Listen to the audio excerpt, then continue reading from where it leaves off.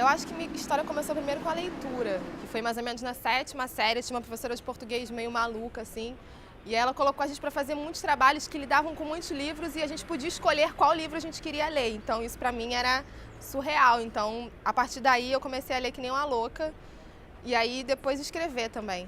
Na verdade, eu escrevo sobre o que eu vivi. Eu posso escrever, por exemplo, sobre pescaria, sobre turismo, só que não é a minha realidade. Eu consigo escrever com pesquisas. Agora, o que eu sinto mesmo na veia é a minha história. Desde a fome na infância, passando por um pouco de violência até a atualidade. Aí eu gosto mais de escrever coisas que eu sinto. Ana Paula mora na comunidade da Maré e José Luiz vive no Morro do Fogueteiro, no Rio Comprido.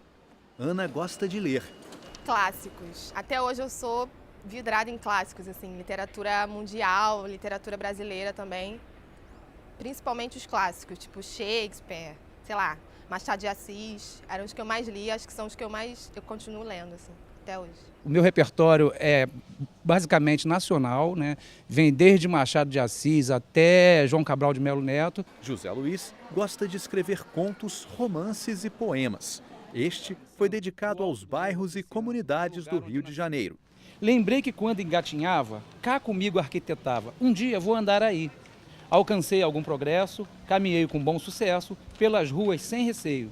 Para mim foi um privilégio. Comecei lá no colégio, bem na hora do recreio. A minha literatura hoje é uma literatura mais urbana. Eu tento sempre pensar nas coisas que eu vejo, que eu lido no dia a dia, as pessoas que eu encontro na rua, no ônibus. Eu gosto muito de falar de personagens, gosto muito, alguns fictícios, assim, misturado com pessoas que eu já conheci ou que eu encontrei, e outras pessoas que existem de verdade. Eu gosto muito de falar de mulheres.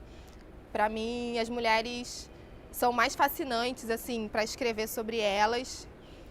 E as mulheres urbanas mais ainda, porque elas são cheias de neurose, são meio malucas, assim, e eu gosto de falar sobre elas. Écio Salles nasceu no bairro de Olaria, subúrbio do Rio, próximo ao Complexo do Alemão. Apaixonado pelas palavras, Écio é produtor, consumidor e organizador dessa literatura produzida por moradores de favelas e de periferias.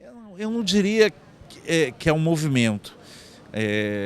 Classicamente falando, né? Porque tem uma série de requisitos, organização, lançamento de manifestos, etc., para garantir, assim, ortodoxamente falar em movimento. No entanto, eu acho que existe uma cultura consolidada do sarau, né? Uma noite na taverna, lá em São Gonçalo, que já existe há 8 anos, o Poesia de Esquina, que existe há menos tempo, mas que acontece, né, mensalmente na Cidade de Deus, a turma da Zona Oeste, né, lá em Vila Aliança e Marechal Hermes, fazendo também saraus literários. Cidade de Deus é um lugar que tem uma cena de literatura hoje muito forte, de poetas. A Maré, onde eu moro hoje, isso não é tão forte, é mais ligado a artes visuais, ao designer, enfim, a favelas e favelas. Mas eu acho que é um movimento porque é um movimento, eu acho que da cidade, é um movimento desse momento, eu acho, sabe? Que as pessoas estão querendo escrever. Então, eu acho que esse movimento da cidade toda e da periferia não sai disso, porque está tudo muito conectado, especialmente aqui no Rio. E os temas explorados por esses escritores são os mais diversos possíveis. Hoje, quando você vai num sarau, você continua ouvindo o protesto, continua ouvindo, né, os ecos da violência ali dos territórios, mas já tem uma presença muito forte de outros temas. Amor, por exemplo, né, é muito perceptível, uma crítica social mais sofisticada que vai além da dicotomia centro-periferia, favela, asfalto, né, uma crítica social que pensa mais o país, pensa mais a cidade. Né, eu acho que esses temas têm aparecido, memória, né, eu acho que o tema da memória é um tema muito presente, né, você lembrar, né, enfim, de aspectos da vida muito variados, e aí não é só a pobreza, não é só a violência, né? Tem a brincadeira infantil e tal, acho que isso aparece muito, né?